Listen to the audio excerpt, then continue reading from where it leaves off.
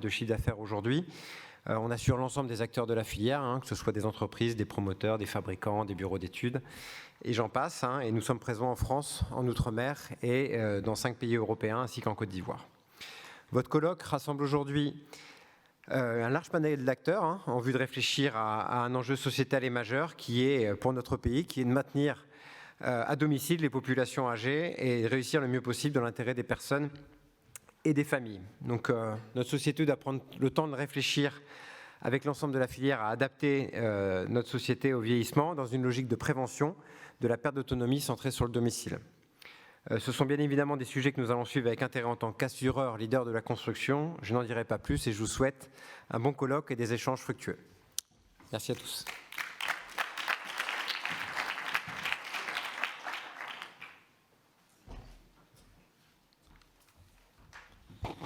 Bien, mais bonjour à toutes et à tous, et ravi de vous accueillir. Donc avant tout, je tiens à remercier notre hôte, la CEVA-BTP, Fabienne Tiercelin, qui n'est pas là, mais qui nous fait le plaisir de nous recevoir, et Alexandre Kulinix, qui vient de parler. Merci du fond du cœur pour nous donner cet avantage de pouvoir participer dans ce très bel amphithéâtre. Alors, je voudrais remercier aussi tous les participants qui seront tout à l'heure en train de parler de ce sujet très important. Vous remercier à vous qui êtes venus aujourd'hui de divers horizons professionnels et qui portaient intérêt à nos travaux du Club d'aménagement de l'habitat. Alors, on a intitulé ce colloque « Habitat, santé, confort » car ce triptyque traduit très concrètement les réflexions et les travaux du club que nous menons dans le sens de la qualité de l'habitat et du bien-être des habitants.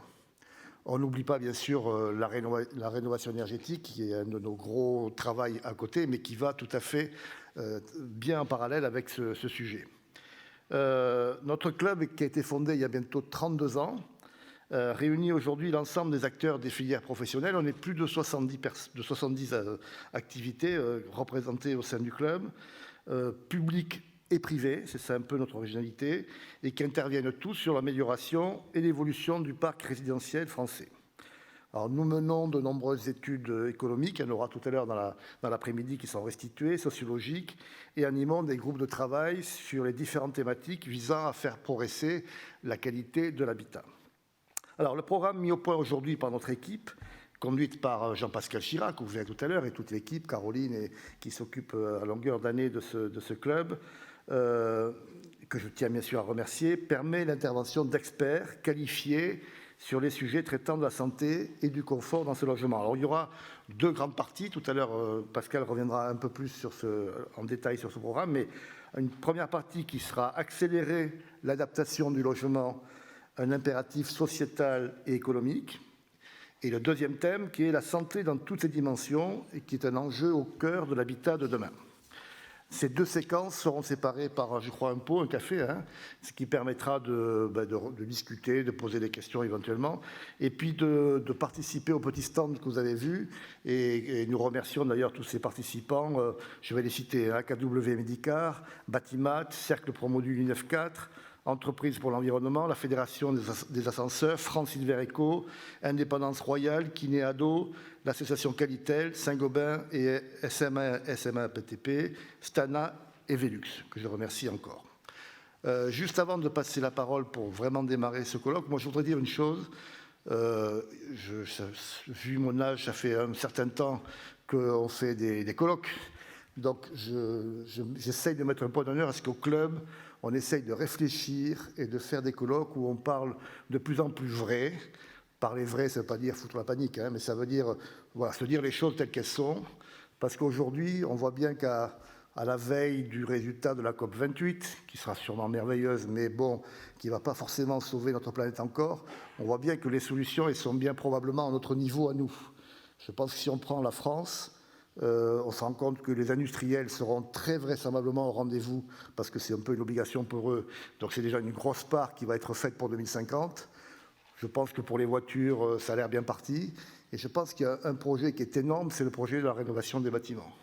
Et ce projet-là, si on le loupe, je pense qu'on ne perdra pas, la France n'arrivera pas à faire ses objectifs. Donc c'est le sujet, me semble-t-il, numéro 1. Et c'est les gens qui sont dans la salle ont ce petit pouvoir-là, chacun à leur niveau, de pouvoir faire avancer les choses, de pouvoir enlever tous ces petits grains de sable qui font qu'on a tout sur la table pour réussir, mais que ça patine un peu, quoi.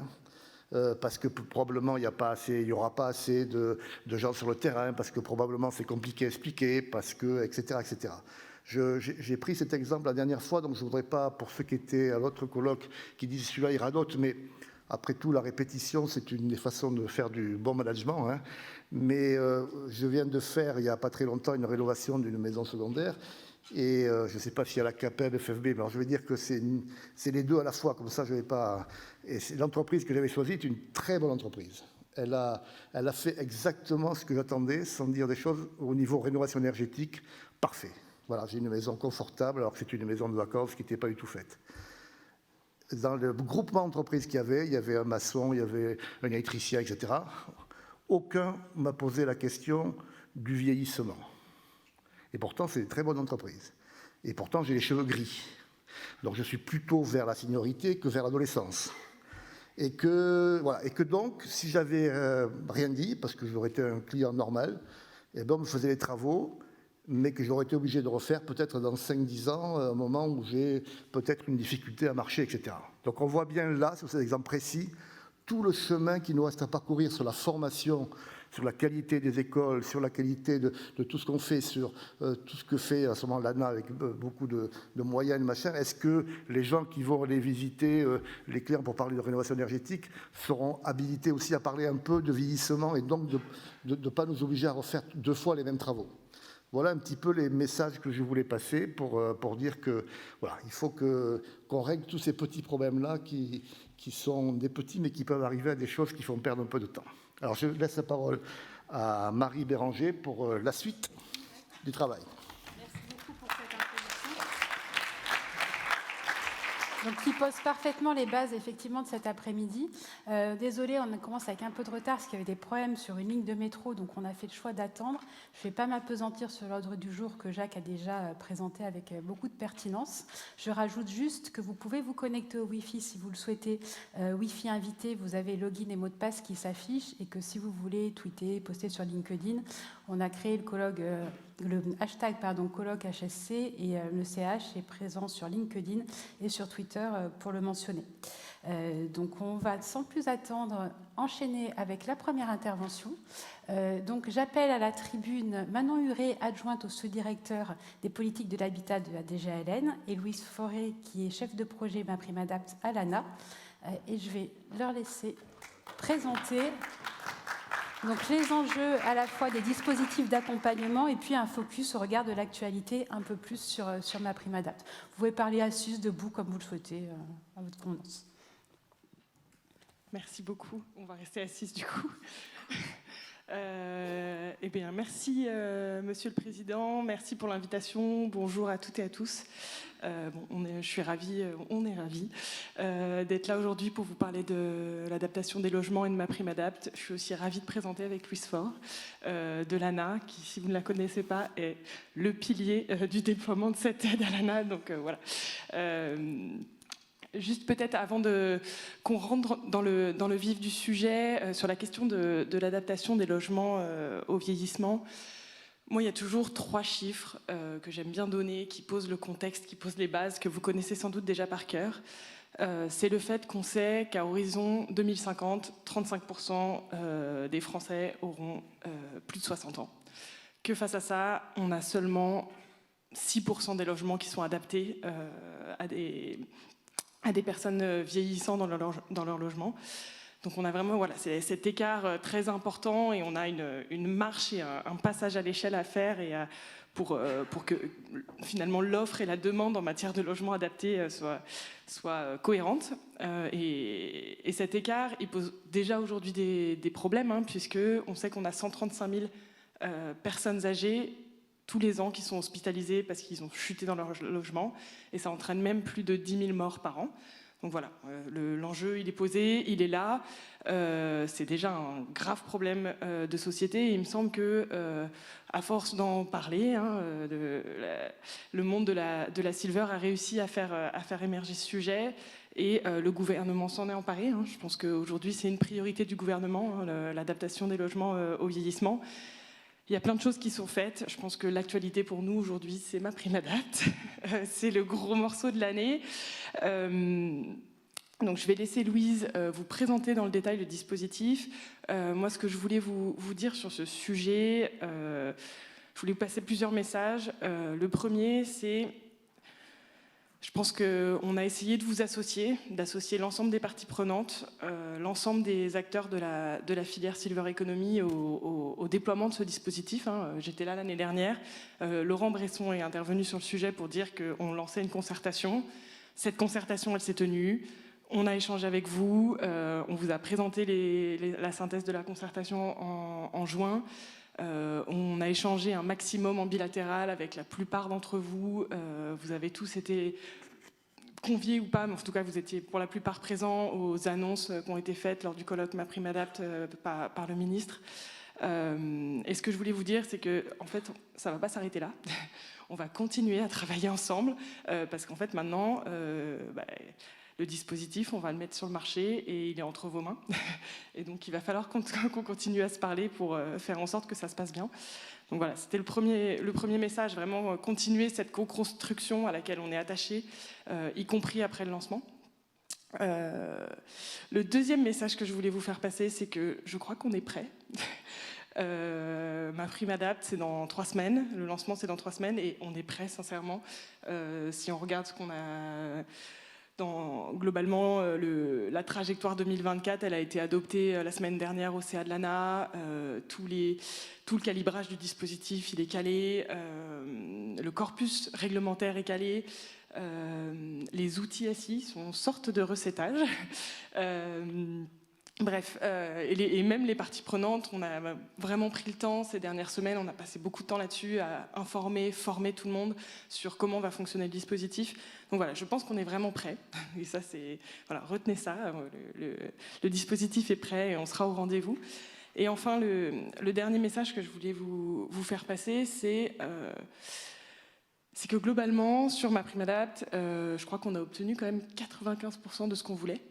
On est assez content de la manière dont le dispositif est monté. On a quand même un financement sans précédent de ce sujet, je pense qu'il faut se le dire. On n'aura jamais autant financé l'adaptation des logements à partir du 1er janvier 2024. On a monté un dispositif unique, le plus simple possible. On a essayé vraiment de simplifier la vie pour les usagers. On a monté un dispositif qui est accompagné, sécurisant pour les demandeurs.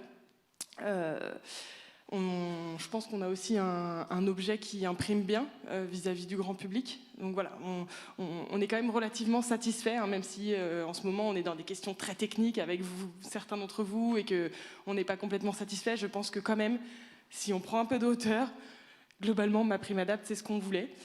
Et peut-être pour finir, vous dire que je pense que là, ce dont on a besoin, c'est de mettre le produit sur le marché, j'ai envie de dire, lancer l'aide, voir si l'aide rencontre son public, voir comment les acteurs s'en emparent, voir comment les choses se passent. Et clairement, oui, il y aura sans doute des ajustements à faire, et c'est pour ça qu'il faudra qu'on se revoie régulièrement. Et il y aura peut-être un peu de turbulence les premières semaines, on va pas se le mentir, mais c'est le propre de toute réforme en fait. Donc voilà, je vais conclure, juste vous dire que voilà, ayez confiance, je pense qu'on aura besoin de l'énergie de tout le monde pour réussir cette réforme. En tout cas, voilà, nous, à 3 semaines du lancement, on est quand même relativement contentes et satisfaites.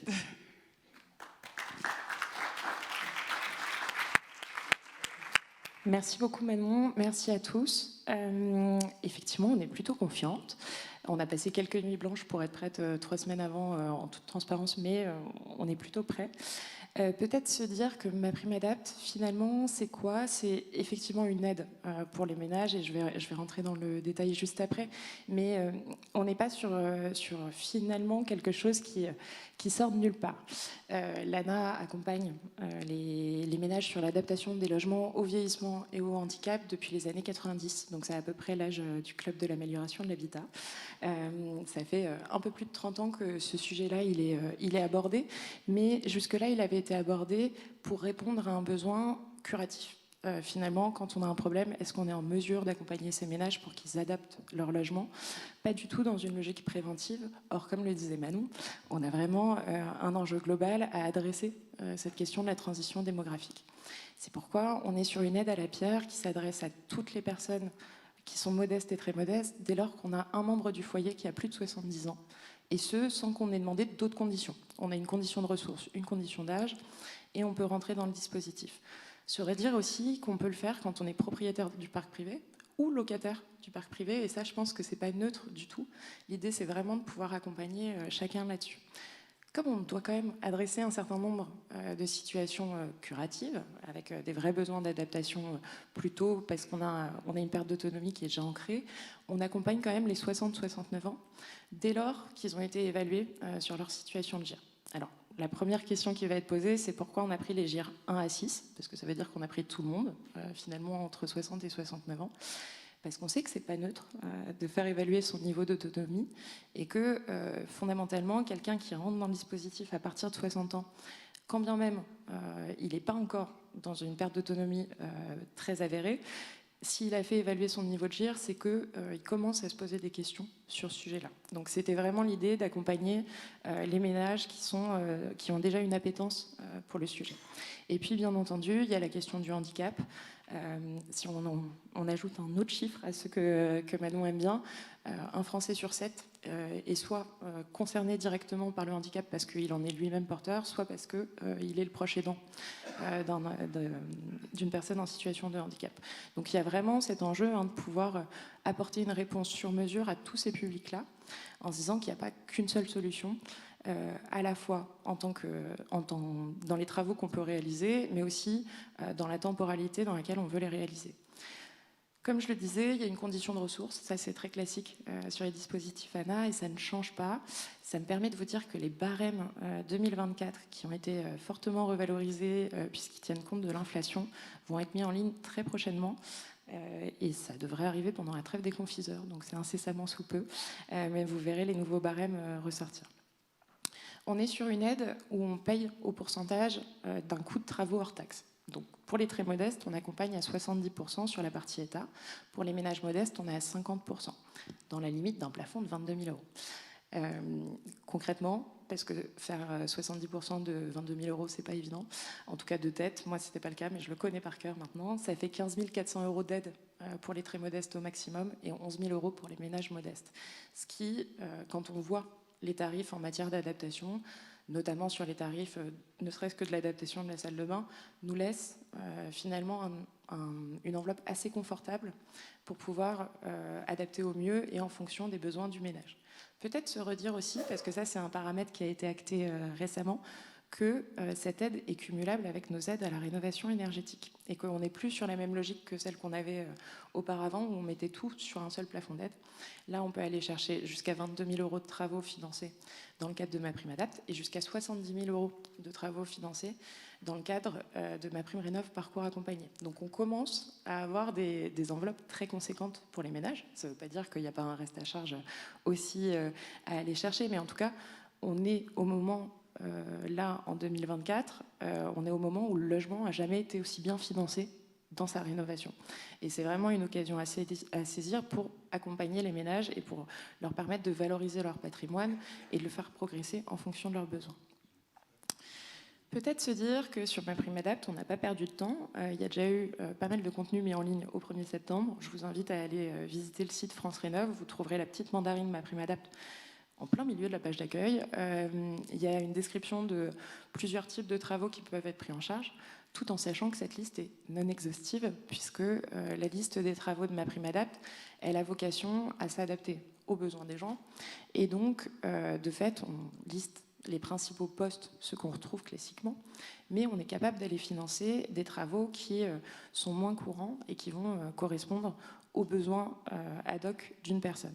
L'exemple que je prends tout le temps et qui parle souvent quand même, notamment en cas de handicap mental, c'est quand on doit aller financer le capitonnage d'une pièce. Ça, c'est pas évident, c'est pas quelque chose qu'on met en avant puisque on le fait une fois tous les 2, 3, 4 ans, mais on est capable de le financer puisque dans le cadre de MaPrimeAdapt, on s'appuie sur le diagnostic qui est réalisé par l'assistant à maîtrise d'ouvrage et le cas échéant, quand on a un ergothérapeute qui intervient pour les plus de 80 ans, qui ont soit chuté, soit ont un aidant, ou pour les moins de 80 ans qui ont chuté et ont un aidant, qui va venir compléter le diagnostic de l'assistant à maîtrise d'ouvrage pour qu'on ait un projet le plus complet possible, à la fois qui soit passé sur l'ensemble des pièces du logement, mais aussi qui ait brossé l'ensemble des besoins de la personne et des solutions qui permettent de répondre à ces besoins-là. Donc on a vraiment cette souplesse-là dans le dispositif, avec une enveloppe confortable pour pouvoir accompagner au mieux ces travaux. Et l'idée, c'est vraiment que dès le 1er janvier 2024, les conseillers des espaces Conseil France Rénov, mais aussi les assistants à maîtrise d'ouvrage habilités au titre de l'autonomie et aussi les accompagnateurs Rénov au titre de la rénovation énergétique, soient capables d'informer sur le dispositif, d'en donner les grandes lignes et d'orienter vers la personne ad hoc. On est vraiment dans cette logique-là de construction du service public de la rénovation de l'habitat avec France Rénov, qui va nous permettre finalement d'avoir un panel d'aide qu'on peut mettre à disposition des ménages pour construire le projet qui va bien avec les financements qui leur correspondent, et ce, en essayant d'inscrire dans une temporalité de vie ces travaux pour qu'ils puissent être soutenables par l'ensemble des ménages. Tout ça, c'est pour la partie État. Alors c'est déjà un gros morceau, mais un des gros avantages de MaPrimeAdapt, c'est que c'est un dispositif qui a été pensé comme une aide à la pierre, puisque c'en est une, et donc qui embarque les aides des collectivités. Dans cette logique de simplification, on est donc vraiment sur un dossier unique qui permet d'aller chercher et la partie État et la partie collectivité, et donc d'avoir des restes à charge les plus réduits possibles, en tout cas en concentrant les financements publics autour d'un seul dispositif qui va permettre aux ménages d'être à la fois sur quelque chose de sécurisé parce que accompagné, de simplifié parce qu'il y a un seul dossier, et qui va être sur mesure, puisque l'idée c'est qu'ils aient cet assistant à maîtrise d'ouvrage qui soit leur interlocuteur privilégié pour les aider à la fois réaliser leurs démarches administratives, mais aussi construire leurs projets de travaux. C'est toi qui as la zapette.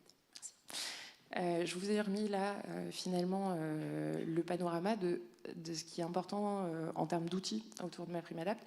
Il y a la fameuse brochure que vous trouverez, j'en ai rapporté quelques exemplaires, je crois que je suis à côté des matériaux écologiques, c'est ça, mais pardon, pour l'environnement. Mais donc du coup, il y a ce petit 4 pages très généraliste qui a vocation à attirer l'œil et à rester dans la main du ménage pour qu'ils comprennent qu'il y a un dispositif à sa disposition. On a aussi nos espaces Conseil France Rénov. Là, vous voyez qu'il y en a 573.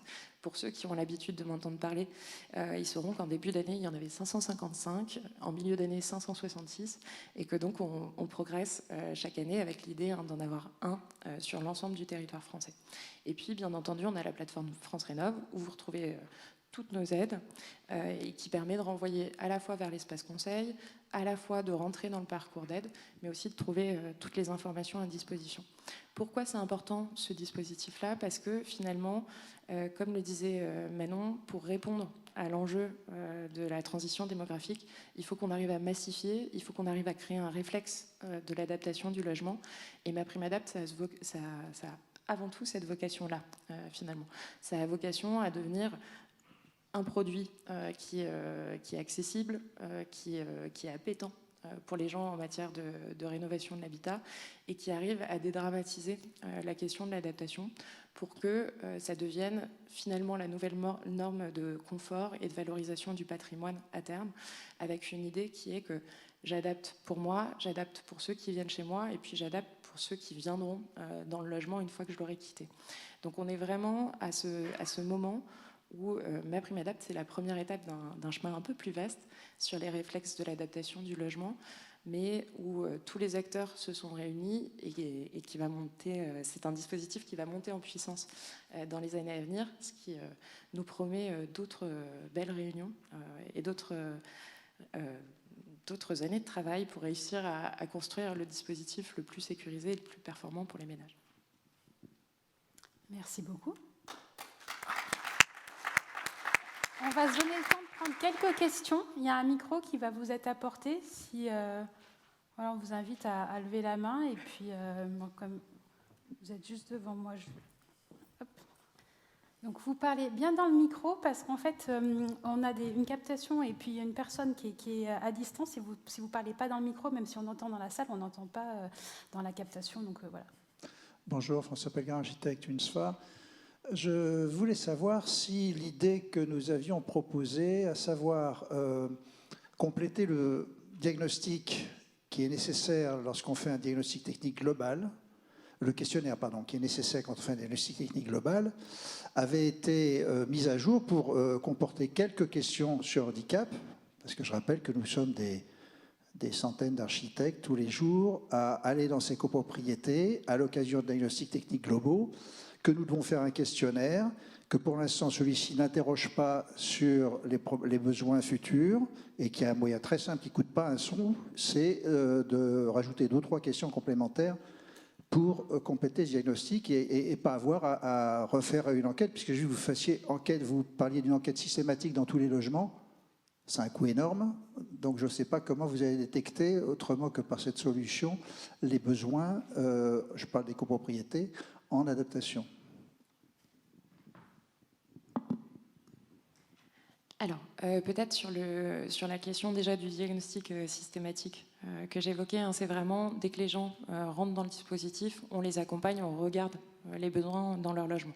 On n'est pas encore au stade où la question du diagnostic d'adaptation est devenue systématique en cas de mutation de vente, mutation de biens, et est entrée, au même titre que la rénovation énergétique, dans les réflexes plus larges que les dispositifs ANA. Sur tout ce qui est diagnostic technique global. À ce stade, il n'a pas été encore prévu de mettre dans le questionnaire, en tout cas de façon obligatoire. Néanmoins, il y a une réflexion et il y a un encouragement pour pouvoir aller chercher de l'aide ANA pour intégrer la question de l'accessibilité. Ça me permet, et je vous en remercie, de remettre aussi en visibilité le fait qu'à l'ANA, on a des aides pour les propriétaires occupants sur l'adaptation, mais on a des aides pour les syndicats de copropriété sur l'adaptation des halls d'immeubles, où on peut aller chercher jusqu'à 10 000 € d'aide par hall d'immeubles adaptés. Donc on va aller chercher à la fois des lumières qui se déclenchent automatiquement, des portes qui se déclenchent automatiquement, et des rampes d'accessibilité. Et donc cette aide-là, elle existe, elle est disponible, elle est peu connue souvent, et c'est pourquoi j'en profite pour la remettre en valeur. On a aussi une aide pour les propriétaires bailleurs qui veulent réaliser l'adaptation du logement qu'ils louent. Et l'idée, c'est bien qu'on puisse se saisir de l'occasion de MaPrimeAdapt pour que courant 2024, tous ces dispositifs-là soient mieux connus et intégrés aux réflexions globales sur la rénovation du parc. On a une autre question. Bonjour, Alain Chapuis, Fédération française du bâtiment. Pour répondre à M. Pestre, il n'avait pas dû choisir la bonne entreprise de rénovation globale, parce que moi-même, je suis offre globale en rénovation énergétique. Et je me pose juste la question, pourquoi aujourd'hui on va se retrouver, si on fait de la réno globale énergétique, et si on fait à côté de l'adaptation du logement, on va se retrouver avec 2 conseillers. Je comprends bien qu'on n'aura pas les mêmes compétences, mais on va se retrouver avec un AMO pour MaPrimeAdapt et on va se retrouver avec mon accompagnateur Rénov sur MaPrimeRénov. Est-ce qu'il n'y a pas en simplicité une autre solution à travailler? Comme vous disiez, on est parti pour de longues années. Donc effectivement, je suggère que ça soit un motif de réflexion. Ça tombe bien, c'est un chantier qu'on a amorcé en interne et qu'on présente à nos tutelles bientôt. Je regarde Manon en souriant parce qu'on va avoir une réunion à monter courant 2024. En fait, on a effectivement 2 types de procédures pour repérer les assistants à maîtrise d'ouvrage. On a l'agrément Mon accompagnateur Rénov, qui lui est calé par le code de l'énergie là-dessus. Et on a l'agrément Code de la construction et de l'habitation, dont découle l'habilitation ANA, sur lequel porte tout ce qui est habilitation autour de l'autonomie. Donc aujourd'hui, on a 2 procédures distinctes parce que les textes sont séparés. Ce qui fait que l'idée, c'était de s'assurer que sur mon accompagnateur Rénov', on n'ouvrait pas la porte à des acteurs qui, alors que leur spécialité c'est la rénovation énergétique, ils ne sont pas capables de démontrer une compétence en matière d'adaptation, et surtout que dans le cadre de l'agrément, on ne pouvait pas vérifier cette compétence en matière d'adaptation. C'était de s'assurer qu'ils ne venaient pas sur le champ de MaPrimeAdapt par opportunisme. Donc effectivement, aujourd'hui, il y a 2 procédures. Ça n'obère pas le fait de pouvoir avoir un acteur qui va chercher son agrément au titre de la rénovation énergétique et son habilitation au titre de l'autonomie. Je reconnais que c'est un peu une usine à gaz pour 2024, en toute transparence. On est en train de réfléchir à comment on peut simplifier la procédure pour n'avoir qu'un dossier à déposer par les acteurs qui leur permettra d'aller chercher les 2 types d'habilitation. Et ça, c'est un de nos jolis chantiers pour 2024.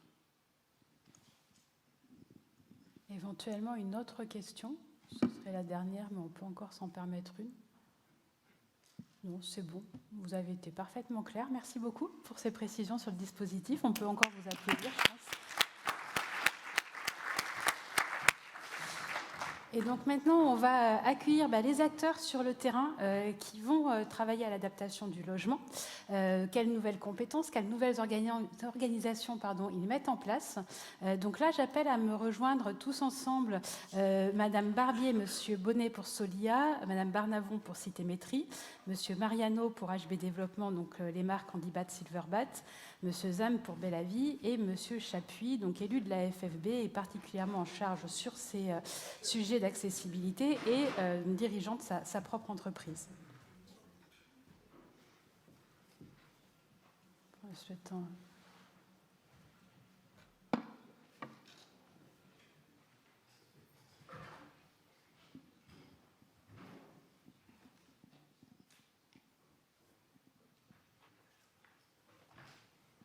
Voilà, donc merci à tous déjà d'être parmi nous. Je vais donner la parole en premier donc, au binôme Bastien Zem, donc vous représentez Bellavie, dont le cœur de métier est l'assistance à maîtrise d'ouvrage pour l'adaptation du logement, et Monsieur Mariano, donc HB Développement, qui a développé les marques Handibat et Silverbat. Donc tous les deux, vous avez déjà une expérience importante sur ce type de problématique, et vous avez lancé un partenariat. Donc est-ce que vous pouvez tout d'abord nous expliquer en quelques mots en quoi consiste votre partenariat ? Est-ce que tout le monde entend? Oui, bonjour à toutes et tous. Le partenariat vise à nourrir les 3 fondamentaux, les 3 leitmotifs qui nous guident depuis quelques années dans l'adaptation de logement. C'est les efforts qu'ont fait tous les acteurs au quotidien autour de l'accélération du projet pour le particulier, sa fiabilisation et puis sa solvabilisation, égale baisser le reste à charge. Et en cela, dans le cadre du partenariat avec Bellavie, on a mis en place une organisation avec l'idée de partager nos compétences et de partager sur le terrain les valeurs que l'on porte autour de l'accompagnement des particuliers. Donc, de façon assez caricaturale, Bellavie apporte son expertise en termes d'ingénierie financière et en termes d'évaluation et de diagnostic de la situation. Et l'artisan, porteur des marques Handibat, Silverbat, amène toutes ses compétences au niveau du bâti, dans l'idée de pouvoir porter à la fois des conseils et à la fois et surtout des éléments de faisabilité des travaux que peuvent préconiser tel AMO ou tel ergothérapeute. Monsieur Zam, vous souhaitez compléter ? Si c'est bon. Du coup, effectivement, rapidement, par rapport à ce que vient de dire Pedro, ce qui a été mis en place et pourquoi on l'a mis en place, c'est effectivement notamment parce qu'on se rendait compte, et encore aujourd'hui, et je pense que c'est un des gros enjeux de MaPrimeAdapt, de réussir à travailler tous ensemble sur le terrain. Et c'est vrai que du coup, dans la relation AMO slash ergo et artisan, on peut avoir aujourd'hui des difficultés face à ces deux éléments, et qu'effectivement l'idée ensemble, c'est de pouvoir voir comment on peut travailler pour justement faire en sorte de s'allier dans toute cette opération, et de faire en sorte que l'on puisse effectivement répondre convenablement et le plus rapidement possible du coup à la personne qui est au centre du projet dans son domicile. Alors justement, pour répondre aux personnes qui sont dans ce besoin-là, vous développez à la fois les compétences, donc là c'est plutôt M. Mariano qui va nous expliquer ce que vous développez en termes de formation, et puis un process digitalisé, donc là ce sera plutôt aussi M. Zem qui reprendra la parole. Mais M. Mariano, donc sur la partie compétences, comment accompagner les artisans dans la montée en compétences justement pour faire face à ce marché-là? Donc l'association HB Développement, qui porte les marques Handibat et Silverbat pour le compte de la CAPEB, est en lien avec différents organismes de formation pour déployer aux quatre coins du territoire des formations à destination de tout professionnel du bâtiment, dans son sens le plus large, de l'artisan de proximité jusqu'à l'architecte, jusqu'au dessinateur ou autre. En cela, le choix que HB Développement a fait depuis le début, donc il y a une quinzaine d'années maintenant, c'était de prodiguer des formations de format présentiel en 2 jours minimum. L'idée de la première journée est de sensibiliser les publics, donc les stagiaires, à tous les enjeux des différents types de handicap, que ce soit le handicap ou le vieillissement.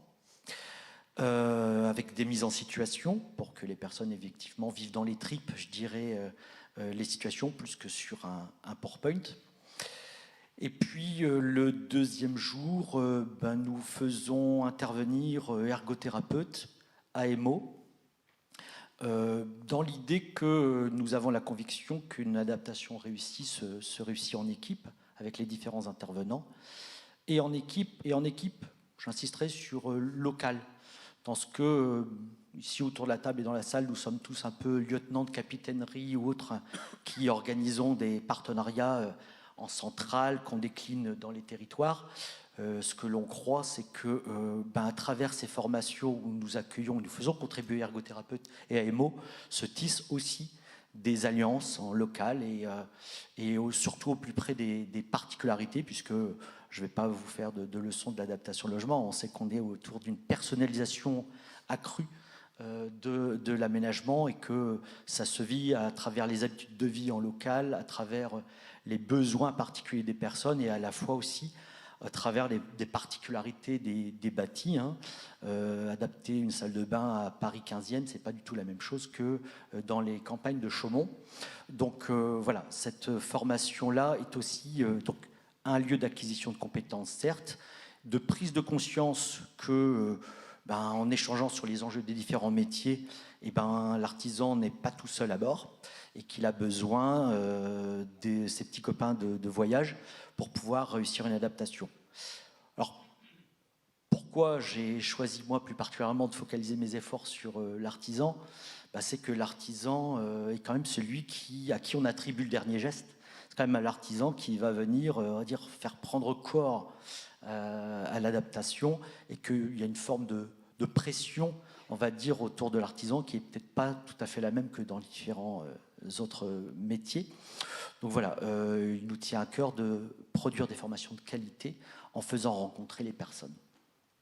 Vous avez quelques chiffres éventuellement sur... Alors oui, HB Développement, on va dire, accompagne les formations de maintenant 10 000 artisans depuis donc une quinzaine d'années. Alors, on se voit opposer des fois le chiffre de 2000, oui, puisque entre être formé et porter la marque, c'est pas tout à fait la même chose, parce qu'on est en train d'ailleurs retravailler et renforcer le droit d'usage de marque à l'aune de MaPrimeAdapt.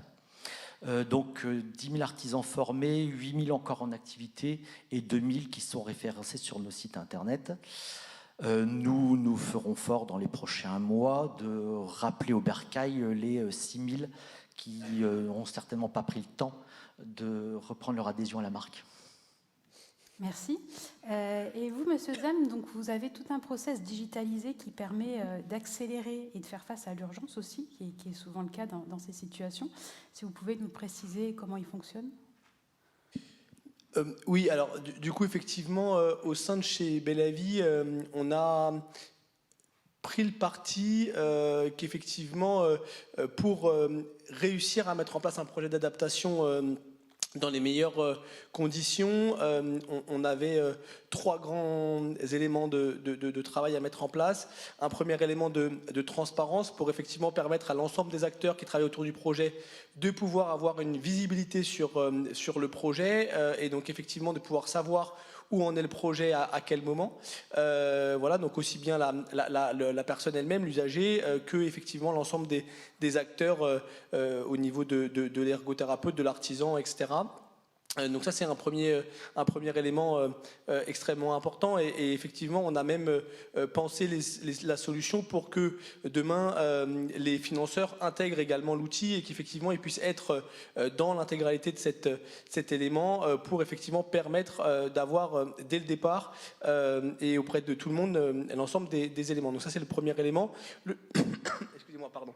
Le deuxième élément, c'est la question de la réactivité qui effectivement est à mon avis une des pièces maîtresses de la réussite d'un tel dispositif. C'est que si entre le moment où on a une sollicitation et le moment où on intervient s'écoule 4-6 mois pour intervenir, effectivement je pense qu'on va être loin de pouvoir intervenir correctement. Donc l'idée, c'est effectivement de pouvoir intervenir le plus rapidement possible dès lors qu'effectivement on puisse avoir le dossier entre les mains pour faire en sorte justement de répondre avec une réactivité et d'accompagner correctement la personne. Et donc effectivement, on a nous développé un outil digital qui effectivement permet de répondre à l'ensemble de ces différents acteurs pour mobiliser les acteurs sur le terrain pour pouvoir aller faire les évaluations à domicile, pour pouvoir faire la relation avec les différents acteurs partenaires et notamment effectivement avec les entreprises labellisées d'Handibat qui effectivement peuvent venir déposer directement les devis sur la plateforme, peuvent venir discuter avec nous sur la solution et sur les éléments d'ajustement à mettre en place. Voilà, et puis effectivement pour in fine aller jusqu'à la fin du dépôt du dossier et on espère un jour pouvoir effectivement se greffer en direct avec les financeurs tels que l'ANA pour effectivement fluidifier le parcours dans sa globalité. Donc voilà effectivement ce qu'on a nous pensé aujourd'hui et ce qu'on met en place au quotidien.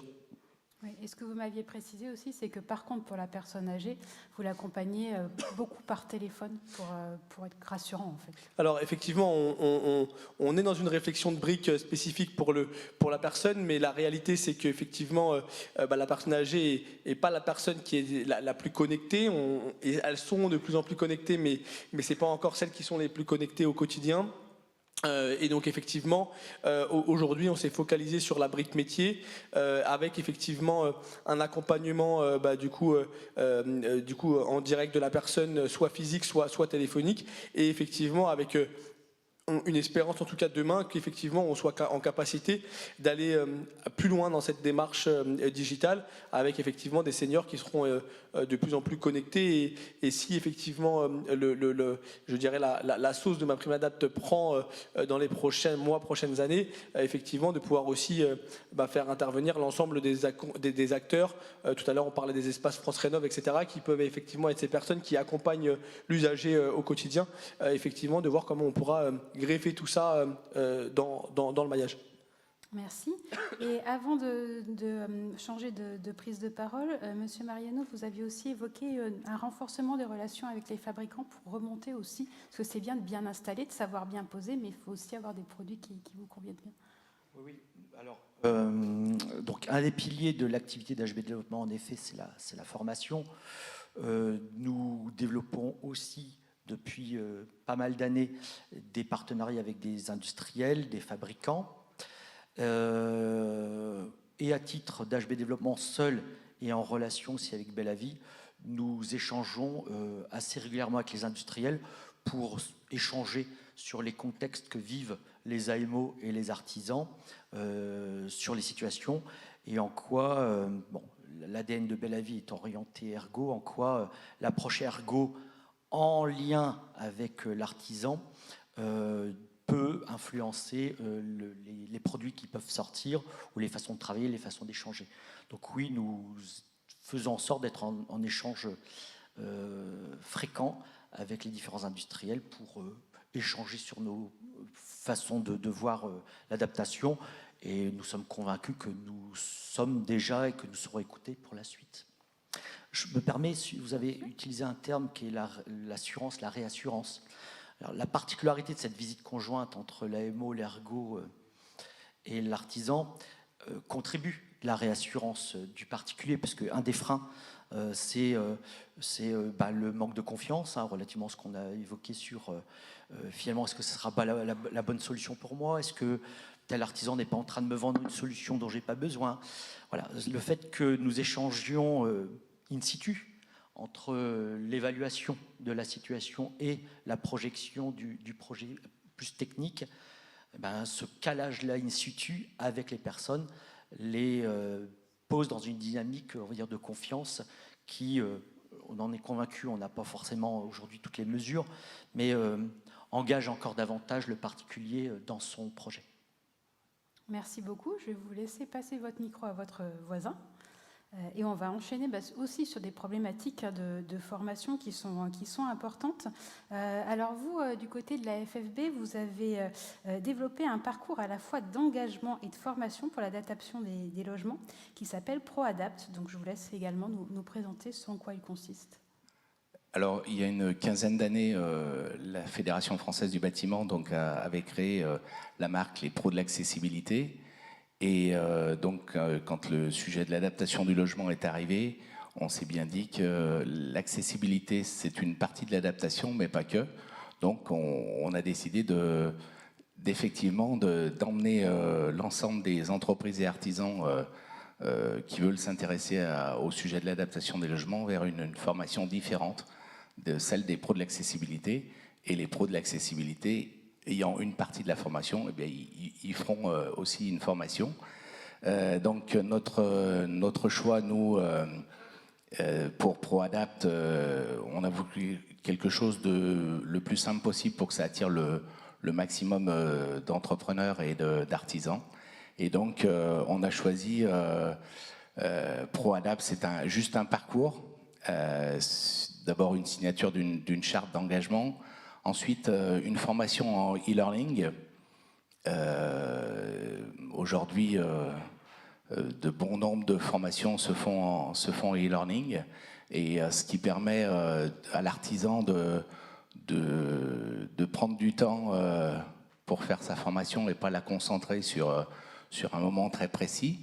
Et donc, il peut venir et revenir sur la formation là où il l'a laissée, avec un examen, s'il le souhaite, en présentiel, dans une de nos 97 fédérations départementales. Et effectivement, il faudra qu'il obtienne 70% minimum de bonnes réponses pour pouvoir obtenir le label ProAdapt. Et une dernière chose, c'est qu'on va lui fournir, à la suite de cette formation, on va lui fournir un calepin, comme on sait bien les faire, un calepin sur lequel il sera guidé sur des solutions techniques, mais aussi sur des solutions d'approche de la personne âgée, parce qu'effectivement, là, on est dans un domaine encore plus qu'humain, puisqu'on a une personne vieillissante en face de nous, donc il y a un calepin sur lequel on va le guider sur tous ces sujets-là. Et vous avez aussi réalisé un travail d'enquête en fait, pour identifier les besoins et puis les entreprises motivées pour s'engager dans ce type de démarche. Alors aujourd'hui, à fin novembre 2023, on a identifié entre 12 et 15 000 entreprises et artisans qui sont prêts à aller dans cette démarche-là.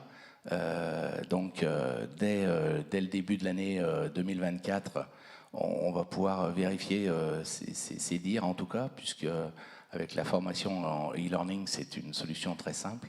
Donc, effectivement, on est entre 12 et 15 000 personnes, entreprises et artisans intéressés par le sujet de l'adaptation du logement.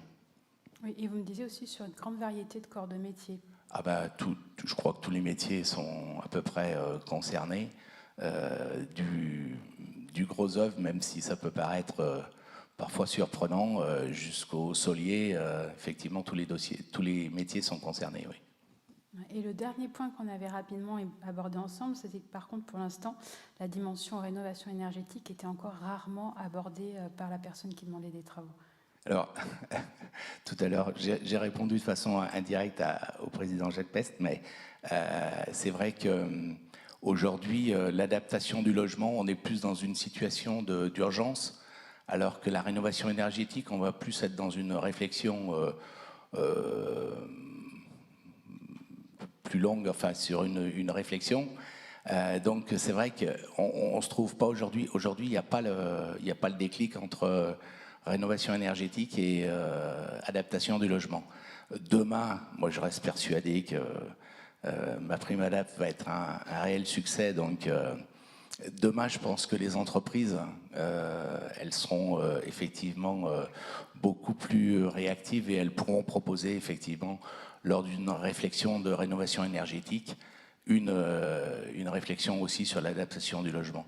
Il me semble que ce n'est pas le cas aujourd'hui, mais ça sera le cas demain. Merci beaucoup.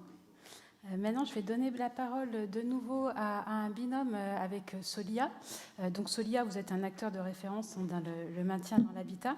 Et là, on a choisi de vous faire intervenir en binôme, donc à la fois Monsieur Bonnet, délégué régional, et puis Madame Barbier, ergothérapeute, pour montrer comment vous avez intégré la compétence de l'ergothérapie au sein de Solia directement. Donc Monsieur Bonnet, je vous laisse introduire sur la raison de l'intégration de cette compétence. Est-ce qu'on m'entend bien? Oui. Moi, j'ai dû faire un peu d'archéologie pour aller chercher ça, parce que vous voyez que je ne suis pas forcément très âgé et que le développement du métier remonte dans les années 90 en Ile-de-France. Donc oui, j'ai dû aller voir, trouver des personnes ressources sur le terrain pour aller voir. Dans le 77, donc en Seine-et-Marne, ça fait vraiment partie des expertises, tout ce qui a à voir avec l'accompagnement du handicap et du vieillissement. Et à ma connaissance, c'est le premier territoire où ça a été développé. C'était très circonstanciel. On avait une opération d'amélioration de l'habitat à Provins. Et c'était un constat de longue haleine que faisait notamment Anne Nissol, donc de Solia Seine-et-Marne, qui était tout simplement justement la distinction qu'on a évoquée entre accessibilité et adaptation. Donc Solia travaillait logiquement sur l'accessibilité, mais vu qu'on n'avait pas d'ergothérapeute, on ne travaillait pas sur l'adaptation en tant que telle. Donc en fait, on arrivait dans un logement, on changeait la baignoire par une douche, mais au bout du compte, quand il s'agissait de bien placer une barre d'appui, par exemple, c'était pas forcément bien fait. Parce que la valeur ajoutée, on y reviendra par la suite avec Gaël, de mobiliser un ou une ergothérapeute, c'est vraiment d'être capable de faire du sur-mesure, de comprendre que la personne qu'on a devant a des transferts particuliers de par sa situation. Donc c'est pour ça aussi que là, on n'a pas le mal parlé de prévention et compagnie. Il y a un petit paradoxe dans l'adaptation qui est de se dire comment est-ce qu'on peut prévenir quelque chose qui n'a pas eu lieu et qu'on doit accompagner très concrètement. Donc ça, c'était le premier enjeu qui était quand même de se dire on doit monter en compétence. Il ne s'agit pas seulement de changer des douches par des baignoires. Et donc ça s'est fait par le biais d'un acteur ressources local qui était en fait un bailleur, 3 Moulins Habitat, qui a fait confiance tout simplement au CLIC et à Solia 77 pour porter une action qui a bien marché, qui a pris en ampleur. Et après, bien évidemment, comme vous le savez, et ça fait aussi partie des enjeux de MaPrimeAdapt, le rôle aussi de l'assurance retraite. En fait, tout simplement, on a eu l'appui de la CNAV et ça s'est systématisé. Et après, aussi pour leur rendre honneur, au niveau local, ce qui était intéressant, c'est qu'il y a aussi eu assez vite une autre réflexion sur le rôle de l'ergothérapeute comme porteur d'animation collective. Donc ça, c'était pas le 77, c'était le 93-94, donc Solia Est parisien, qui assez vite s'est dit, en fait, il faut aussi sensibiliser aux enjeux de perte d'autonomie, d'accompagnement de la compensation. Donc en fait, on a co-construit les ateliers bien chez soi, qui existent toujours. Donc Bastien peut en attester, avec la prévention retraite Île-de-France. Merci. Et donc, l'ergothérapie, Madame Barbier, donc c'est votre métier. C'est pas forcément un métier qui se dirige spontanément vers l'habitat et le bâtiment. Vous-même, vous venez plutôt du secteur hospitalier. Donc, dites-nous, qu'est-ce qu'est vraiment un ergothérapeute? Écoutez, je vais vous préciser les choses. En effet, c'est un métier paramédical où, au sens le plus strict qui soit, c'est qu'on est dans un accompagnement, en tout cas, dans tous les âges de la vie, et pour avant tout favoriser ou maintenir l'autonomie ou la compenser. Et c'est important de bien se dire que nous sommes à la fois donc un soignant, en tout cas un auxiliaire médical, mais avant tout, en tout cas, un professionnel qui aide à favoriser l'autonomie, quelle que soit la difficulté physique, psychique. Et c'est vrai que les structures dans lesquelles on peut intervenir sont à la fois pour des structures auprès d'enfants, dans le cadre aussi du libéral, mais ça peut aussi balayer toutes les structures hospitalières, comme les établissements médico-sociaux, et voire même dans le cas d'associations qui sont médico-sociales, voire même, vous voyez, là où je suis dans le cadre d'une association, et ça a son importance aussi. Et c'est vrai que notre métier, en tout cas, en tant que tel, a vraiment, depuis quelques années, bien évolué sur le regard que peut être cette dimension d'adaptation. Et de pouvoir, en tout cas, à ce que nous, en tant qu'ergothérapeutes, on puisse bien se dire que l'important, c'est de bien vieillir chez soi, ou en tout cas de sensibiliser à ça, parce que ça peut être aussi pour une population de personnes handicapées, vraiment d'avoir ce regard-là, et nos formations sont là pour ça, en sachant que cette formation est sur 3 ans et diplômée d'État. Merci. Alors, en termes d'organisation, ce que vous disiez, Monsieur Bonnet, c'est qu'il y a aussi un problème de recrutement, parce que finalement, il n'y a pas tant d'ergothérapeutes que ça disponibles et formés. Comment vous vous êtes organisé, vous, en interne ? En fait, il y a plusieurs enjeux, et pour nous, on a une position un peu ambiguë, parce que, comme je vous disais, mobiliser des ergothérapeutes, chez nous, c'était important pour monter en compétences, mais on va dire le corps de métier historique, ou en tout cas qui préexistait à la mobilisation des ergothérapeutes, ça restait les techniciens habitat. Donc c'est un double enjeu, je pense, pour l'ensemble du secteur, et ça, c'est pas du tout l'Île-de-France qui le dit, hein, c'est le rapport de Luc Broussy et de pas mal d'acteurs qui disent qu'il faut doubler les recrutements dans la filière. Donc ça, c'est quelque chose que tout le monde sait. Mais par ailleurs, et c'est quelque chose qui a été évoqué par tout le monde ici, hein, c'est faire monter en compétence des acteurs qui n'ont pas forcément à la base cette formation. Donc certes, avoir plus d'ergo, mais par ailleurs, comment est-ce qu'on travaille à ce que France Rénov', qui à la base intervient sur la rénovation énergétique, ait les éléments de compréhension et les éléments aussi de diagnostic pour pouvoir accompagner des personnes en situation de perte d'autonomie. Donc pour nous, l'enjeu, en fait, c'est comment est-ce qu'on fait pour continuer à internaliser. Je ne saurais pas vraiment vous argumenter pourquoi, mais à Solia, ça reste quand même assez important d'avoir des compétences en interne, de ne pas forcément beaucoup jouer sur le libéral ou des modalités de recrutement interne. Donc oui, on doit pérenniser ces postes-là, mais par ailleurs, pour nous, le but maintenant, ça va être d'accompagner nos conseillers habitat, sachant qu'on va avoir un diagnostic initial pour savoir est-ce qu'on fait une AMO justement en mobilisant ou pas un ergothérapeute. Il y aura un entretien initial avec un ou une conseillère habitat qui, à la base, n'avait pas forcément des notions d'adaptation si poussées. Et après, continuer avec quelque chose qu'on fait déjà, qui est ce binôme qui est intéressant qu'on a en interne, qui est technicien habitat qui accompagne l'ergothérapeute pour la compréhension du bâti, et à l'inverse, vu que c'est le technicien habitat qui va intervenir en premier, comment est-ce qu'on s'assure de bien comprendre en fait les enjeux qui vont voir avec l'adaptation. Qu'est-ce que j'avais à vous dire, parce qu'il y avait plusieurs éléments que je vous avais fournis là-dedans, de comment est-ce qu'on appréhendait justement cette question, ce changement de procédure. Comme difficulté supplémentaire, là je fais peut-être un petit peu l'impasse. Problématique de fluidité, de longueur du process. Bon, après le but, on a parlé avec grand enthousiasme de le déploiement en 2024, donc il ne s'agit pas d'être rabat-joie, ni loin s'en faut, mais il y a un petit enjeu effectivement avec la notion de girage, étant donné que pour les 60-69 ans, pour ceux qui ont bien regardé le tableau, il y aura systématiquement un GIR qui sera demandé, et le GIR c'est quand même un document qui est utile, mais qui est relativement long à faire. Donc il y aura une question de fluidité dans les parcours, sachant que par exemple nous, Solia 77 ou Solia Grand Paris dans le 95, ils avaient par exemple des dérogations pour pouvoir réaliser des girages et pour pouvoir accélérer l'accompagnement. Puisque pour l'instant c'est quoi? C'est la CNAV, c'est les évaluateurs de la CNAV qui le font principalement. Il y a les départements aussi pour évaluer les situations de handicap. Et la CNAM récemment a quand même laissé comprendre que c'était cette compétence-là. Et il ne faudrait bien évidemment pas que ça limite la fluidité. Parce que Bastien le disait, l'enjeu c'est d'être efficace, de pouvoir réagir assez vite lorsqu'on accompagne les projets de travaux.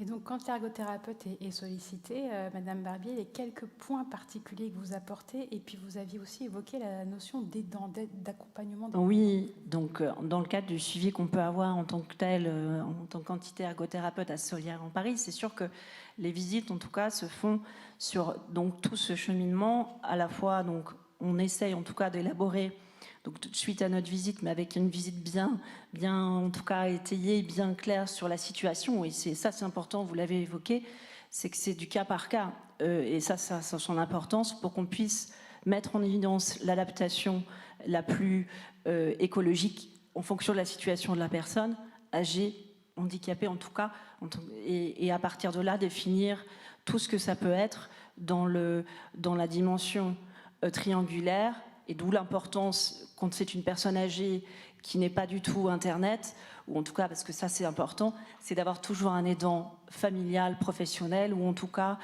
toujours avoir cette veille pour qu'on puisse avoir un dossier, en tout cas, qui puisse aboutir au mieux avec l'entreprise de confiance, bien sûr, et amener à ce que la livraison des travaux se fasse de manière la plus optimum, voilà, dans un temps. En tout cas, c'est sûr qu'on souhaiterait que ce soit 6 mois, mais voilà, on souhaite que ce soit le plus adapté, parce qu'évidemment, l'évolution de la situation de la personne peut être délicate, mais voilà, on essaye au mieux d'avancer sur les dossiers, et d'où l'importance aussi, et ça je l'ai pas dit, mais d'avoir ce travail d'équipe. Rien ne se fait sans travail d'équipe. Et donc pour conclure, on avait évoqué aussi comment vous vous projetez dans les mois qui viennent. Et Monsieur Bonnet, vous avez parlé d'une notion sur laquelle on reviendra en deuxième partie d'après-midi, qui sont les parcours d'habitat également. En général, pour ce qui est la façon qu'on a d'appréhender un accompagnement harmonieux, c'est-à-dire, je pense que les chiffres clés, on a évoqué pas mal de chiffres clés au début, donc les 35% des Français qui auront plus de 65 ans. Il y a un autre chiffre qui est clé, qui est le rapport Larocque, fondateur en 62, et depuis ça n'a pas bougé. On a toujours entre 85 et 90% des Français qui déclarent vouloir vieillir à domicile. Donc ça, c'est un chiffre qui est connu de tous. Mais je pense que ça implique de réfléchir aussi à d'autres choses que l'adaptation en tant que telle. L'adaptation, et le métier de Gaël est un métier très noble dessus, et le maintien à domicile est très intéressant parce qu'il donne... Il ne réfléchit pas seulement le bâti, il ne réfléchit pas que les travaux, il réfléchit vraiment l'usage. Donc parmi les préconisations justement que fait un ou une ergothérapeute à domicile, il y a logiquement comment est-ce qu'on occupe le logement, au-delà de est-ce qu'on a changé la salle d'eau, est-ce qu'on a aménagé, qu'est-ce qui est financé dans le dur vraiment, il y a comment est-ce qu'on organise l'espace de vie, il y a une sensibilité aussi on va dire à l'environnement, les danses, par qui est-ce qu'on est entouré. C'est-à-dire c'est une approche dynamique qui a vraiment à voir avec l'occupation concrète du logement. Après, malgré ça, même si je pense que c'est un élément essentiel pour pouvoir accompagner le maintien à domicile, il y a quand même des gens qui ne vont pas pouvoir vieillir à domicile, en tout cas jusqu'au bout. Et donc c'est pour ça qu'on parle de parcours, c'est qu'un parcours c'est relativement fluide, il faut savoir comment est-ce qu'on réfléchit à ça. Donc là je ne vais pas ouvrir du tout un débat sur les EHPAD ou quoi que ce soit, mais c'est vrai que répondre à cette volonté de vieillir à domicile, ça veut aussi dire... Qu'est-ce qu'on fait par rapport à la peur de ne pas vieillir à domicile et comment est-ce qu'on accompagne les parcours pour avoir cette réflexion-là. Donc il y a pas mal de choses aujourd'hui qui voient le jour. Donc vous avez sûrement entendu parler quand même de l'habitat inclusif, de l'offre en habitat de ce qu'on appelle intermédiaire, donc entre le maintien à domicile et l'internement en EHPAD. Ça, c'est quelque chose à réfléchir assez tôt. Par ailleurs, au-delà des conseils que donne l'ergothérapeute, il y a les soins à domicile. Comment est-ce qu'on se coordonne en tant qu'acteurs qui interviennent sur le logement pour avoir cette transversalité, utiliser la confiance de la visite à domicile pour aider la personne en perte d'autonomie à réfléchir à ses besoins dans sa globalité. Et enfin, le dernier point, puisqu'on parlait de prévention, pour nous, un élément qui reste important, je vous ai parlé des ateliers bien chez soi et de sensibiliser, je pense qu'il faut aller plus loin dans la prévention, dans la sensibilisation. Ça passe notamment par identifier ce qu'on appelle dans le jargon la fragilité, que ça soit des accidents pas du tout physiques, ça peut être des accidents émotionnels de vie, donc par exemple une perte, un veuvage, que ça soit effectivement des situations beaucoup plus médicales, donc par exemple une chute, une hospitalisation. Cette réactivité dont on parlait, elle passe par mieux détecter les moments où nous, en tant qu'AMO, en tant qu'acteurs qui accompagnent justement l'adaptation du logement, on se saisit et on accompagne les parcours. Donc ça, c'était un petit peu pour moi le triptyque. Donc continuer avec le maintien à domicile, en parallèle travailler sur la détection des fragilités, et lorsque en fait le maintien à domicile n'est pas possible, accompagner, on va dire, vers la réorientation. Merci beaucoup. Je vais aussi vous laisser passer votre micro à votre voisine, donc Mégane Bernavon de Citémétrie. De même, hein, vous accompagnez alors à la fois les particuliers, les copros, collectivités et bailleurs sur toutes les problématiques de l'habitat. Et donc chez vous, chez Citémétrie, comment a émergé cette problématique d'adaptation du logement ? Alors c'est vrai que ça a déjà été pas mal évoqué. L'adaptation, c'est un grand sujet. Nous, les accompagnements sont d'une manière générale plutôt sur une approche globale. On parlait tout à l'heure peut-être d'avoir scindé effectivement différents dossiers, rénovation énergétique d'un côté, adaptation de l'autre.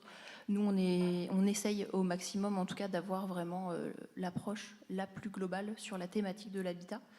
Ce qui permet lors des visites à domicile de vraiment de prendre en compte l'entièreté du logement et des besoins du particulier.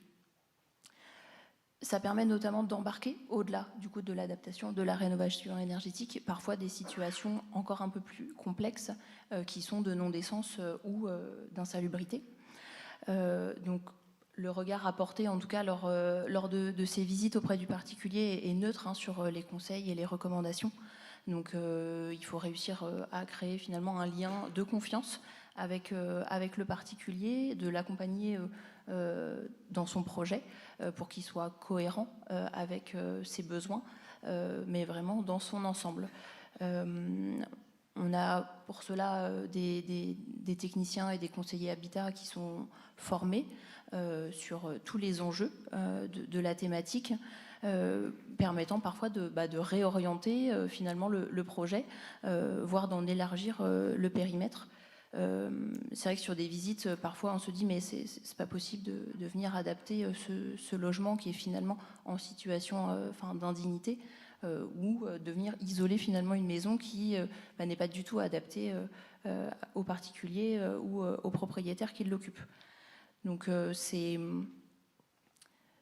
l'adaptation finalement intervient vraiment dans la sphère globale du logement et on parlait tout à l'heure déjà, ça a été évoqué, sur l'adaptation plutôt comme une urgence, de pouvoir réagir vraiment très vite et notamment sur des situations où on est plutôt en sortie d'hospitalisation, où les délais sont vraiment très courts pour réagir aussi bien sur la visite que sur l'accompagnement, ce qui fait qu'on est aussi là pour peut-être sur des projets plus globaux se dire on le fait en plusieurs temps aussi, voir avec le particulier, de se dire l'adaptation est urgente, mais il n'y a pas que ces travaux-là à faire dans votre logement, et de venir garder cette approche globale, mais en la traitant en plusieurs temps et sur plusieurs temps de travaux, puisque on a effectivement des aides qui interviennent sur toutes les thématiques aujourd'hui.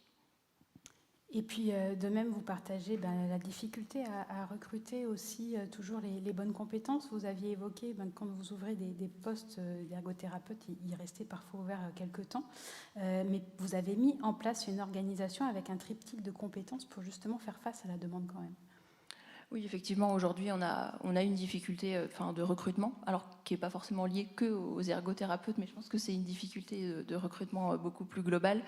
On a effectivement un nombre d'ergothérapeutes en interne qui reste limité finalement par rapport au nombre de projets qui sont gérés. On a des postes qui sont ouverts et qui restent malheureusement vacants. C'est vrai que pour pallier en tout cas à ces difficultés-là, aujourd'hui, on a effectivement un trio pour une organisation plus pragmatique et optimale. Le premier, du coup, c'est l'expert, qui est bien souvent effectivement des ergothérapeutes, qui est vraiment le fer de lance de notre savoir-faire, qui vient mettre à jour tous les référentiels qu'on a en interne, qui vient orienter aussi sur le choix des outils ou des formations, et qui chapeaute après une dizaine à peu près de référents. Donc les référents autonomie chez nous représentent vraiment l'expertise locale. Ils viennent donc sensibiliser, former, accompagner tous les techniciens et les conseillers habitat, et réalisent aussi en propre des missions d'accompagnement sur des situations plus complexes. Et notre troisième intervenant, ce sont du coup les conseillers habitat et les techniciens, qui sont effectivement le plus gros des effectifs, et qui sont au plus près du particulier, avec aussi un rapport au logement du coup, qui est le plus large pour englober du coup, toutes les thématiques de l'habitat et vraiment multithématique. C'est une organisation qui fonctionne aujourd'hui puisque ça nous permet de venir mobiliser les ergothérapeutes vraiment sur des situations plus spécifiques et urgentes en privilégiant du coup l'approche plus bâtimentaire et socio-économique dans un premier temps et d'avoir cet expert sur la partie ergothérapie qui intervient vraiment sur des situations plus spécifiques. Cette organisation-là aussi favorise du coup beaucoup la formation sur l'ensemble des équipes et de la sensibilisation. Donc effectivement, on a parlé déjà tout à l'heure un petit peu de GIR. C'est voilà, l'utilisation de cette grille, la cotation du GIR. C'est des formations aussi dispensées par des ergothérapeutes sur l'accessibilité, l'adaptation, l'aménagement du logement dans son ensemble.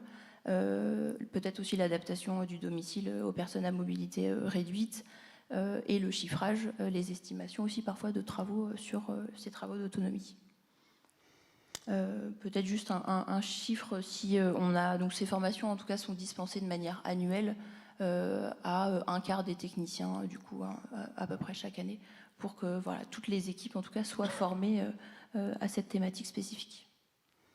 Et le dernier point qu'on avait abordé, alors en termes de partenariat, vous travaillez bien sûr avec des représentants de la CAPEB et de la FFB, mais vous avez aussi tout un écosystème autour de vos implantations régionales de partenaires.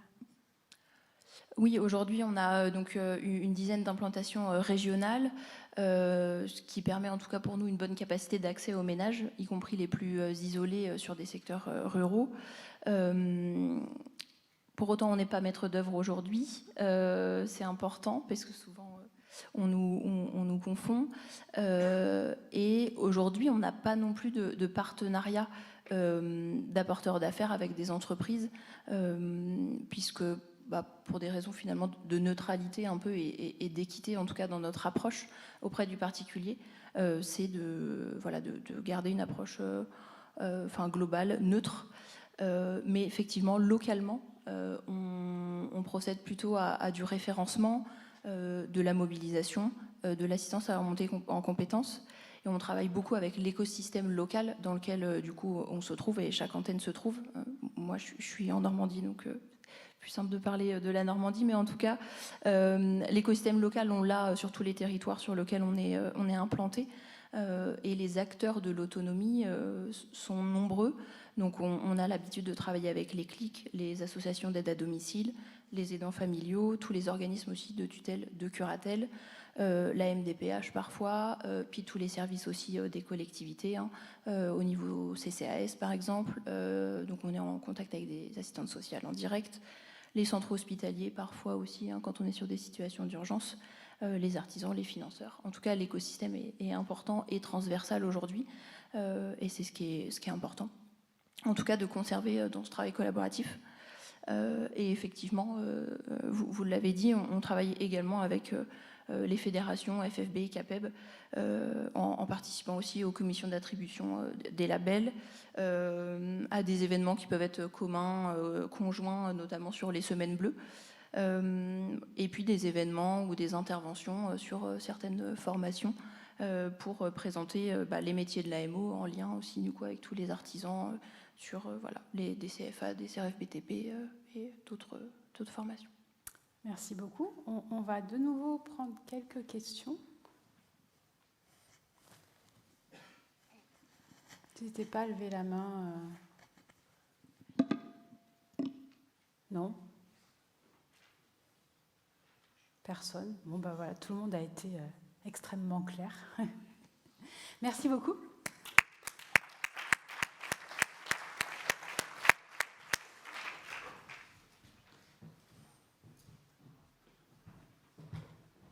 Alors, avant la période de pause, on va accueillir 2 pitchs. Donc 2 pitchs qui sont volontairement courts tous les deux parce qu'il y a des stands au niveau de l'espace de restauration où vous pourrez aller voir les 2 intervenantes sur leur stand pour creuser et approfondir avec elles. Donc on va avoir Marine Chaudruc de Velux et Madame Cécile Breffel de Stana. Donc je les invite toutes les deux à monter sur scène dès maintenant. Et je vais donner la parole en premier à Madame Breffel parce qu'elle va pouvoir nous expliquer concrètement comment MaPrimeAdapt pour la solution qu'elle propose, le monte-escalier, comment elle s'adapte, comment ça va changer le marché, les choses encore à faire. Normalement, il fonctionne et vous avez la petite télécommande quelque part. C'est bon ? Que vous m'entendez ? Oui. Bonjour à tous. Merci de votre accueil. Donc Cécile Breffel, je suis directrice marketing pour Stana. Donc Stana, on est leader mondial du monte-escalier. Le monte-escalier, effectivement, c'est une solution d'adaptation des logements. On est directement concerné par le lancement et la mise en place de MaPrimeAdapt parce que, comme vous le savez, parmi les 27% des Français de plus de 60 ans aujourd'hui, on estime à peu près à 20 à 30% qui présentent des troubles de la marche suffisamment difficiles, graves, pour entraver leur déplacement au quotidien. On parle simplement de troubles de la marche. Après, il y a les personnes qui ont des difficultés, des handicaps plus importants. Parmi ces seniors, on sait que 74% des seniors aujourd'hui français sont propriétaires et que la grande majorité sont propriétaires de maisons ou de pavillons. Et l'habitat individuel en France, aujourd'hui, est majoritairement à étage, un ou plusieurs étages. La grande majorité, c'est un étage, puisque aujourd'hui, plus d'un logement sur 2 en France comporte un escalier.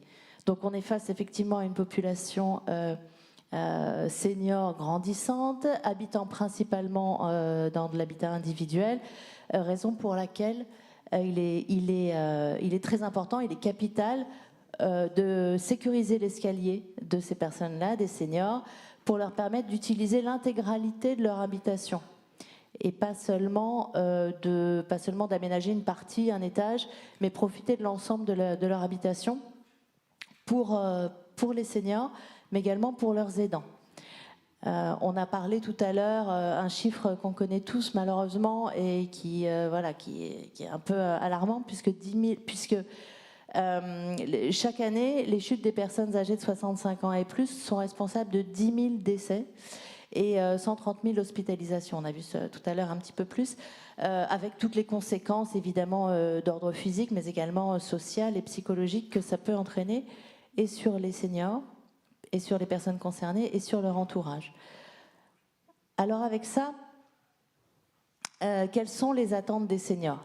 On a tous découvert sans grande surprise ce chiffre-là à l'occasion de la sortie de l'étude de l'IFOP au mois de septembre dernier. Pour France Silver Eco, 9 seniors sur 10 aujourd'hui, 90% des seniors souhaitent vieillir à domicile, souhaitent vieillir dans le logement où ils habitent actuellement.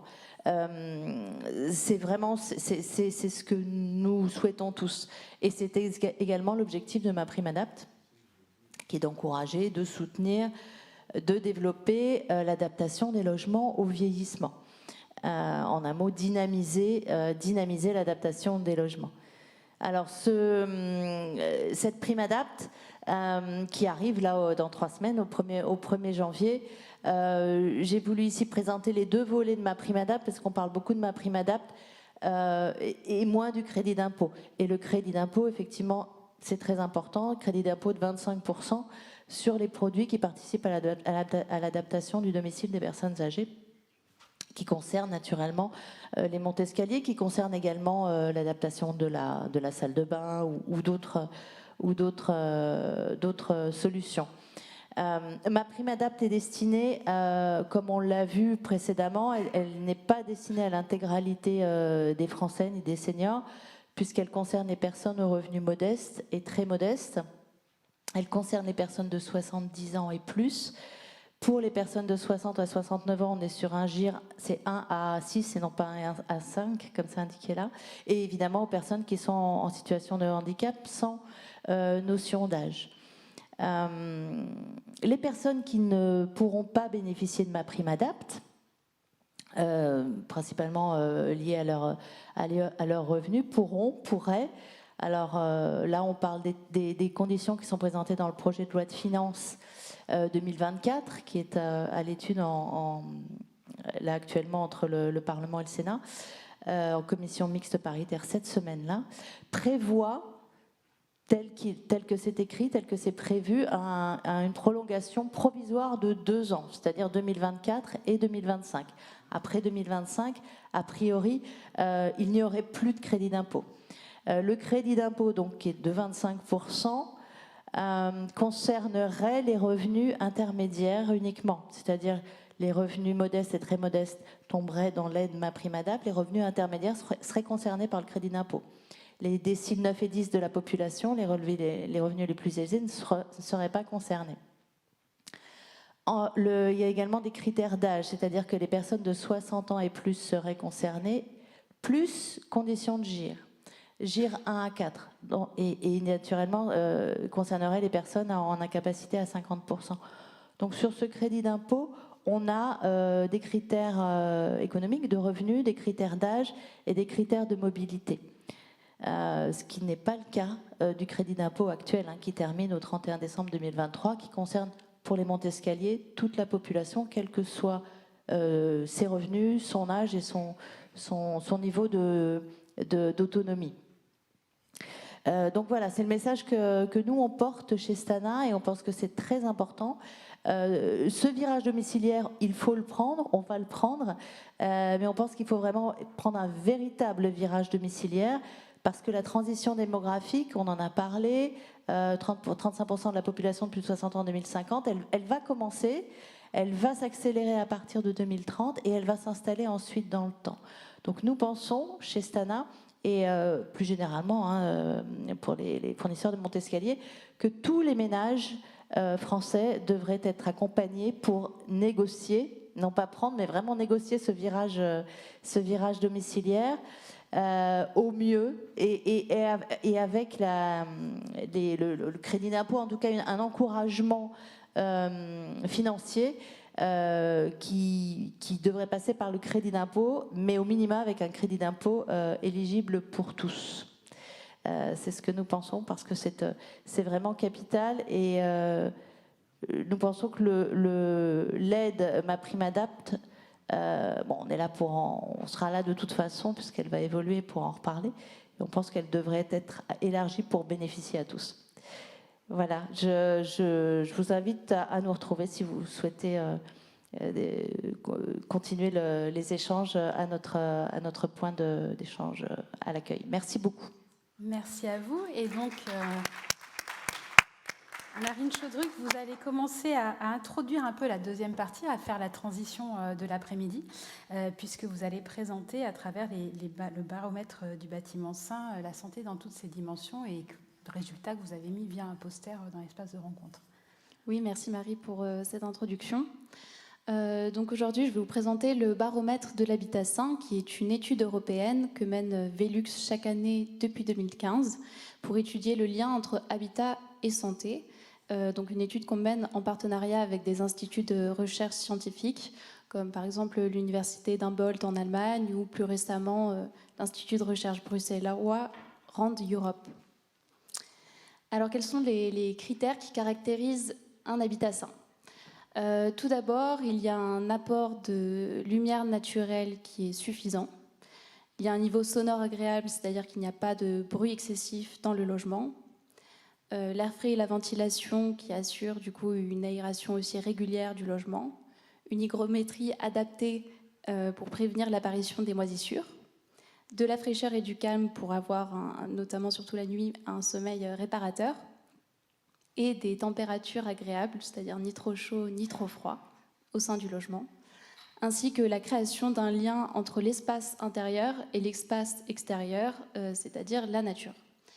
Donc un des chiffres à retenir, c'est qu'un Européen sur 3 est exposé à au moins un des risques liés à l'environnement intérieur. Et quand on étudie ces chiffres de plus près, notamment en comparant les données locales avec les données européennes, on s'aperçoit qu'en France, les Français, en comparaison à leurs voisins européens, manquent plus cruellement de lumière naturelle dans leur logement, à hauteur de 7% de la population. Alors la plupart des gens sont conscients et s'inquiètent de la pollution de l'air extérieur. En revanche, il y a une méconnaissance très grande de l'existence de la pollution de l'air intérieur, alors qu'en réalité, c'est 78% des gens qui ne savent pas que l'air intérieur est plus pollué que l'air extérieur. Alors les enfants, c'est une population qui est particulièrement concernée par les risques de pollution de l'air intérieur. Par an, c'est 1,7 million de jours d'école qui sont manqués par les enfants qui souffrent de maladies qui sont liées à l'insalubrité de leur logement, ce qui correspond au prorata à près de 2 jours et demi d'école manquée par enfant par an. Alors ce tableau, il est tiré donc du baromètre de l'habitat sain, mais il fait surtout partie d'une étude conduite par l'OMS, l'Organisation mondiale de la santé, qui compare l'effet de différentes politiques publiques macroéconomiques sur l'exposition à la maladie des populations. Et ces données, elles montrent qu'une action politique en faveur de l'investissement dans le logement aurait à terme un impact plus fort et plus positif sur la santé qu'un investissement dans la santé directement. Ce qui démontre réellement l'enjeu sanitaire qu'il y a actuellement dans nos logements. Donc si vous voulez en apprendre plus sur cette étude que mène Velux chaque année, n'hésitez pas à venir nous voir sur notre stand. Et surtout garder un œil ouvert et attentif à l'édition 2024 qui a été repensée avec notre partenaire scientifique Building Performance Institute for Europe pour essayer justement de tenter de pallier au manque de littérature qui peut exister autour de ces enjeux. Merci. Merci à vous. Donc effectivement, on ne va pas prendre de questions puisqu'on est un tout petit peu en retard et qu'en plus, il y a les espaces de rencontre au niveau de la pause. Merci à tous. On va faire en sorte de reprendre à peu près à l'heure. Donc on a une vingtaine de minutes de pause et on reprend pour la deuxième partie à 16h sur la santé dans toutes ses dimensions, un enjeu au cœur de l'habitat de demain. À tout de suite.